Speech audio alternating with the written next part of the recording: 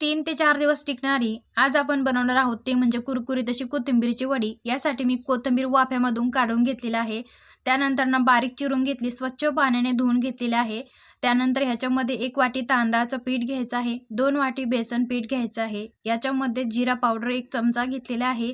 त्यानंतर ह्याच्यामध्ये हिरवी मिरची, अद्रक लसणाची पेस्ट याच्यामध्ये टाकून घ्यायची आहे. त्यानंतर ह्याच्यामध्ये पांढरे तीळ, चवीनुसार मीठ टाकून घ्यायचं आहे. हळद पावडर आणि लाल तिखट पावडर ह्याच्यामध्ये टाकून घेतलेलं आहे. हे सर्व मिक्स करून घ्यायचं आहे. अगदी थोडंसं पाणी टाकून याचं कणिक तयार करून घ्यायचं आहे.